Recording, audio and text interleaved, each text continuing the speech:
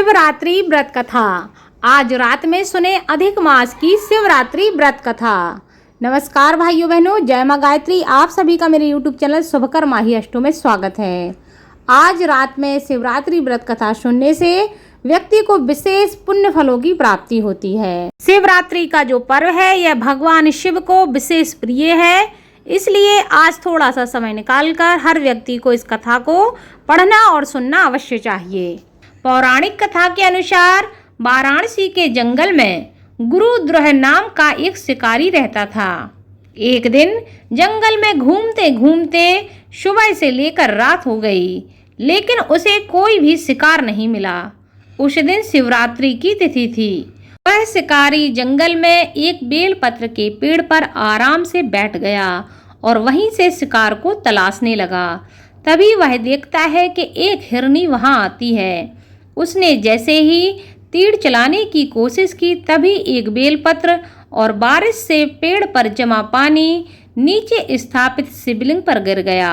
शिकारी ने अनजाने में ही भगवान शिव की पहले पहर में पूजा कर ली। हिरनी की नज़र शिकारी पर पड़ गई। उसने शिकारी से कहा, घर में मेरे बच्चे मेरा इंतजार कर रहे हैं, तुम मुझे जाने दो, नहीं तो मेरे बच्चे मेरा इंतजार करके परेशान हो जाएंगे। शिकारी को उस हिरनी पर दया आ गई और शिकारी ने उसको जाने दिया। उसी के थोड़े समय बाद हिरनी की बहन वहां से गुजरी। फिर गुरुद्रोह ने अपना धनुष और तीर चढ़ाया।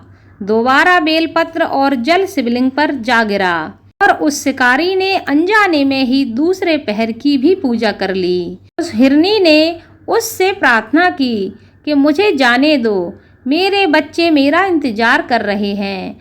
अगर मैं नहीं गई तो कोई मेरे बच्चों को मार डालेगा।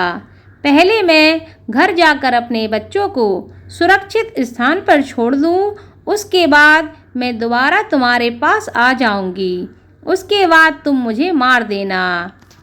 इस प्रकार बार बार उसके आग्रह करने पर उस शिकारी को दया आ गई और उसने उस हिरनी को भी वहां से जाने दिया।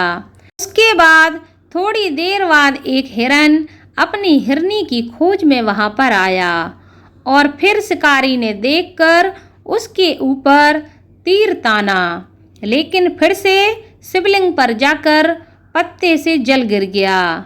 इस प्रकार तीसरे पहर की भी पूजा उस शिकारी से अनजाने में हो गई। उस शिकारी से वह हिरन कहने लगा कि मैं अपनी हिरनी और अपने बच्चों को ढूंढ रहा हूँ।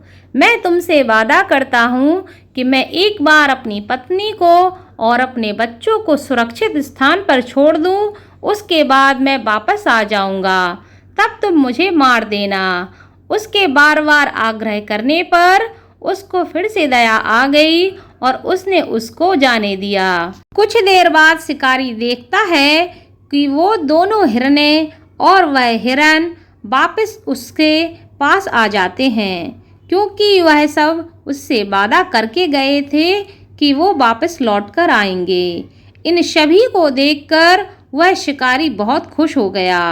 वो सबको मारता उससे पहले ही उससे एक बार अनजाने में फिर से चौथे पहर की पूजा हो गई। सुबह से लेकर रात तक बिना कुछ खाए पिए वह शिकारी घूमता रहा, इसलिए उसका अनजाने में ही पूरे दिन का व्रत हो गया और अनजाने में ही वह रात भर जागता रहा, इसलिए उसका रात्रि जागरण हो गया।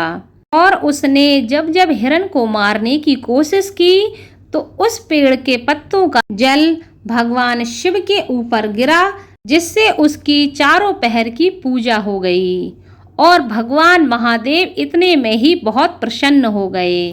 उस शिकारी के जन्मों जन्मों के पाप नष्ट हो गए और उसने हिरणों को मारने का विचार छोड़ दिया, जिसके प्रभाव से उसके पाप तत्काल भस्म हो गए।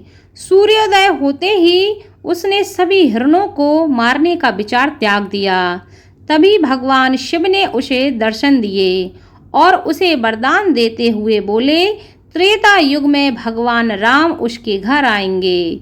साथ ही उसके बाद वह जन्म मरण के बंधन से मुक्त हो जाएगा। इस प्रकार वरदान देकर महादेव वहां से चले गए और उसके जीवन में खुशहाली आ गई। शिकारी सुखपूर्वक अपना जीवन व्यतीत करने लगा। इसलिए हर व्यक्ति को शिवरात्रि के दिन भगवान शिव की 4 पहर की पूजा अवश्य करनी चाहिए, जिससे उनके जीवन के समस्त मनोकामनाएं पूरी हो सकें। धन्यवाद।